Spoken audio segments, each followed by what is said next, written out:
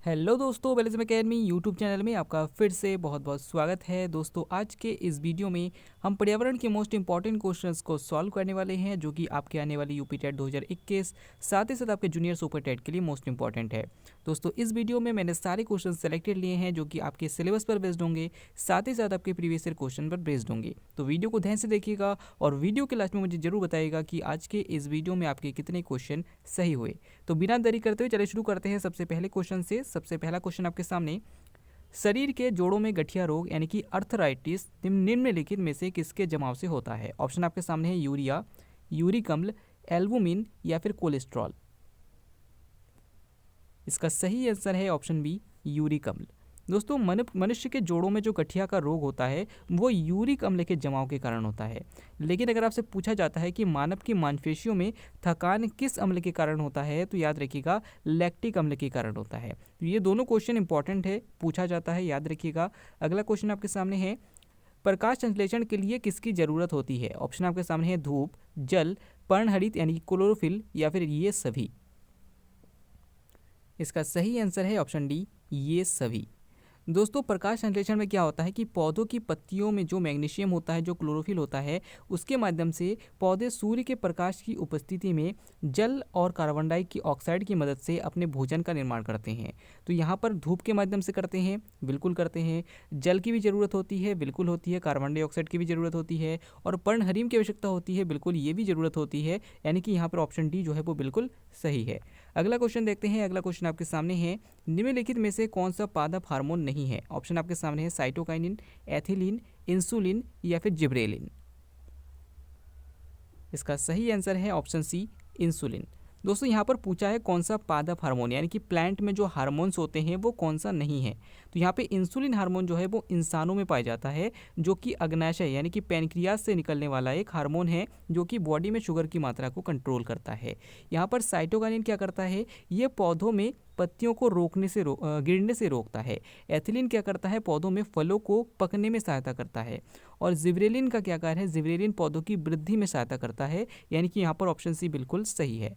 अगला क्वेश्चन देखते हैं। अगला क्वेश्चन आपके सामने है, निम्नलिखित युग्म में से कौन सा सुमेलित नहीं है? ऑप्शन आपके सामने है एपीकल्चर, शहद की मक्खी, sericulture, silk worm, pisciculture, lakh का कीड़ा या फिर हॉर्टिकल्चर फूल। यानी कि आपको बताना है कि कौन सा यहाँ पर सही नहीं दे रखा है। इसका सही आंसर है ऑप्शन सी, पीसी कल्चर, राख का कीड़ा। दोस्तों, एपीकल्चर के अंतर्गत हम शहद की यानी कि मधुमक्खियों का पालन करते हैं। सेरीकल्चर के अंतर्गत हम क्या करते हैं, हम रेशम कीट पालन करते हैं, यानी कि सिल्क वर्म, बिल्कुल सही है। हॉर्टिकल्चर के अंतर्गत हम फूलों का अध्ययन करते हैं, फूलों की खेती करते हैं, बिल्कुल सही है। लेकिन पीसी कल्चर के अंतर्गत हम मछलियों का पालन करते हैं। यानी कि यहाँ पर ऑप्शन सी जो है बिल्कुल गलत है। यहाँ पे हमारे हिसाब से ऑप्शन सी सही हो जाएगा कि यह सुमेलित नहीं है। अगला क्वेश्चन है, पोलियो के टीके की खोज किसने की? ऑप्शन आपके सामने है Alexander Fleming, John Salk, Robert Koch या फिर एडवर्ड जेनर। इसका सही आंसर हो जाएगा ऑप्शन बी, जॉन साल्क। दोस्तों, पोलियो के टीके की खोज कहें तो जॉन साल्क ने की थी। लेकिन अगर आपसे पूछा जाता है चेचक के टीके की खोज किसने की थी, तो एडवर्ड जेनर ने की थी।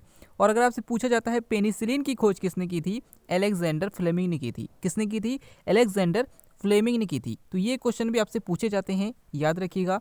अगला क्वेश्चन आपके सामने है, मुर्गियों में रिकेट्स रोग किस विटामिन की कमी के कारण होता है? ऑप्शन आपके सामने vitamin D, vitamin A, vitamin B या फिर विटामिन ई। इसका सही आंसर है ऑप्शन ए, विटामिन डी। दोस्तों, ये विटामिन डी की कमी से रिकेट्स रोग जो होता है, ये सिर्फ मुर्गियों में नहीं बल्कि मनुष्य में भी होता है। विटामिन ए की कमी से कौन सा रोग होता है, तो रतौंधी रोग हो जाता है। विटामिन बी की कमी से बेरी बेरी रोग हो जाता है। और विटामिन ई की कमी से क्या होता है, तो इससे याद रखिएगा, इससे आपकी स्किन जैसी बीमारी होती है, आपकी स्किन में प्रॉब्लम होती है। तो ये सारे क्वेश्चन इंपॉर्टेंट है। अगर आपसे पूछा जाता है कि भाई विटामिन की खोज किसने की थी, फंक ने की थी। किसने की थी? फंक ने की थी। अगर आपसे पूछा जाता है जल में घुलनशील विटामिन कौन सा है या फिर वसा में घुलनशील विटामिन कौन सा है, तो याद रखिएगा, अगर आपसे पूछा जाता है जल में घुलनशील विटामिन कौन सा है, तो याद रखिएगा बी और सी, यानी कि विटामिन बी और विटामिन सी जो है वो जल में घुलनशील विटामिन है। जबकि अगर आपसे पूछा जाता है वसा में घुलनशील विटामिन कौन सा है, तो याद रखिएगा के, ई, डी और ए, कीड़ा, यानी कि विटामिन के, विटामिन ई, विटामिन डी और विटामिन ए, ये चारों जो है वसा में घुलनशील विटामिन है। कीड़ा याद रखिएगा, आपको याद हो जाएगा। नेक्स्ट क्वेश्चन है, किस ऊतक के नख, खुर और सींग बने होते हैं? ऑप्शन आपके सामने है क्यूटाइड के, काइटिन के, कीरेटिन के या फिर ट्यूनिसिन के। इसका सही आंसर हो जाएगा ऑप्शन सी, कीरेटिन के। दोस्तों नख में, खुर में और सींग में कीरेटिन प्रोटीन पाया जाता है। मैंने आपसे पहले भी वीडियो में बताया था कि मनुष्य के बालों में कीरेटिन प्रोटीन होता है, मनुष्य के नाखून में भी कीरेटिन प्रोटीन होता है। अगर आपसे पूछा जाता है मनुष्य के रक्त में कौन सा प्रोटीन होता है, तो हीमोग्लोबिन प्रोटीन होता है। अगर आपसे पूछा जाता है कि हमारे मांसपेशियों में कौन सा प्रोटीन होता है, तो मायोसिन प्रोटीन होता है। अगर आपसे पूछा जाता है हमारे हड्डियों में कौन सा प्रोटीन होता है, तो ओसिन प्रोटीन होता है। कौन सा? ओसिन प्रोटीन होता है। याद रखिएगा, ये सारे क्वेश्चन इंपॉर्टेंट है, बार बार पूछे जाते हैं। अगला क्वेश्चन आपके सामने है, निम्नलिखित में से किस वर्ष में पहली रेलवे लाइन बम्बई से थाने के बीच डाली गई थी? ऑप्शन आपके सामने 1853 में, 1854 में, 1856 में या फिर ऑप्शन डी 1858 में। दोस्तों ये क्वेश्चन आपके यूपी टेट 2019 में पूछा जा चुका है। तो अगर आप सोच रहे हैं कि आपके एग्जाम के लिए इंपॉर्टेंट नहीं है, तो आप बहुत बड़ी गलती करेंगे, क्योंकि आपके सिलेबस में यातायात दे रखा है और उससे संबंधित ये क्वेश्चन है कि पहली रेलवे लाइन बम्बई से थाने के बीच कब चलाई गई थी। तो याद रखिएगा, ऑप्शन ए सही हो जाएगा, 1853 में चलाई गई थी। अगला क्वेश्चन आपके सामने, किसी राज्य में राष्ट्रीय उद्यान वैली ऑफ फ्लावर स्थित है? आपको बताना है किस वैली ऑफ फ्लावर किस राष्ट्रीय उद्यान में स्थित है, किस राज्य में स्थित है। ऑप्शन आपके सामने Uttarakhand, option B Jammu Kashmir, option C Kerala या फिर ऑप्शन डी हिमाचल प्रदेश। दोस्तों वैली ऑफ फ्लावर यानी कि फूलों की घाटी जो है वो उत्तराखंड में है। कहाँ पर? उत्तराखंड में है। यहीं पर अगर आपसे क्वेश्चन घुमाकर पूछा जाता है कि भाई शांत घाटी कहाँ पर स्थित है, तो याद रखिएगा शांत घाटी जो है वो केरल में है। और साथ ही साथ ये भी ध्यान रखिएगा, शांत घाटी केरल में सबसे अधिक जैव विविधता भारत में पाई जाती है। तो अगर आपसे पूछा जाता है भारत में सबसे अधिक जैव विविधता कहाँ पाई जाती है, तो शांत घाटी केरल में पाई जाती है। अगला क्वेश्चन है, किस स्थान को भारत की सिलिकॉन वैली कहा जाता है? ऑप्शन आपके सामने है दिल्ली, पुणे, बेंगलुरु या फिर हैदराबाद। इसका सही आंसर है ऑप्शन सी, बेंगलुरु। दोस्तों भारत की सिलिकॉन वैली जो है वो बेंगलुरु को कहा जाता है। आपको पता है कि कंप्यूटर में जो आईसी बने होते हैं वो जर्मेनियम और सिलिकॉन के बने होते हैं। तो ये जो सिलिकॉन है इसी के नाम पर बना है सिलिकॉन कंपनी, क्योंकि बेंगलुरु में सबसे ज़्यादा सॉफ्टवेयर कंपनीज है, इसीलिए बेंगलुरु को सिलिकॉन वैली कहा जाता है। याद रखिएगा, इंपॉर्टेंट है। अगला क्वेश्चन आपके सामने, अगला क्वेश्चन है, निम्नलिखित नोबेल गैसों में कौन सी वायु में नहीं पाई जाती? ऑप्शन आपके सामने हीलियम, ऑर्गन, रेडॉन या फिर नियॉन। इसका सही आंसर हो जाएगा ऑप्शन सी, रेडॉन।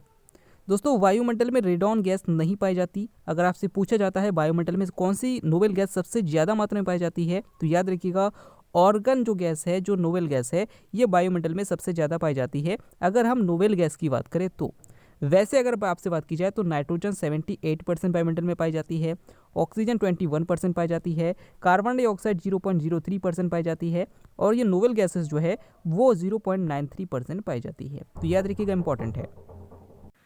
अगला क्वेश्चन है, जुगाली करने वाले पशुओं से जिस ग्रीन हाउस गैस का निस्तारण होता है वह है? आपके आप सामने ऑप्शन है कार्बन डाइऑक्साइड, मीथेन, सीएफसी या फिर नाइट्रस ऑक्साइड। इसका सही आंसर है ऑप्शन बी, मीथेन। दोस्तों मीथेन एक ऐसी गैस है जो कि पशुओं के जुगाली करने पर, यानी कि जो पशु बैठे रहते हैं और जो मुंह चलाते रहते हैं, आपने देखा होगा खाली टाइम पे भी पशु बैठकर चबाते रहते हैं, उसे हम जुगाली करना कहते हैं। और जुगाली करने पर मीथेन गैस उनके मुंह से निकलती है। अगर आपसे पूछा जाए धान के खेतों से कौन सी गैस निकलती है, तो वो भी मीथेन गैस निकलती है। अगर आपसे पूछा जाता है जो सीएनजी होती है, इनकी कॉम्प्रेस्ड नेचुरल गैस, संपीड़ित प्राकृतिक गैस जो होती है, उसमें कौन सी गैस होती है, उसमें भी मीथेन गैस होती है। मैं इन सारे क्वेश्चन को आपके पहले इस वाले वीडियोस में करा चुका हूं, तो जो रेगुलर अटेंड कर रहे हैं उनको ये क्वेश्चन सारे पता होंगे, क्योंकि मैं सारे क्वेश्चन का डिस्कशन करता हूं जिससे आपका पूरा कॉन्सेप्ट क्लियर हो जाता है। अगला क्वेश्चन आपके सामने है, ग्रीन मफलर संबंधित है। ऑप्शन आपके सामने है मृदा प्रदूषण से, वायु प्रदूषण से, ध्वनि प्रदूषण से या फिर जल प्रदूषण से।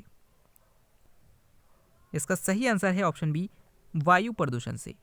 दोस्तों ग्रीन मफलर का संबंध वायु प्रदूषण से है, याद रखिएगा। अगर आपसे पूछा जाता है प्रमुख वायु प्रदूषक तत्व कौन सा है, तो कार्बन मोनोऑक्साइड है।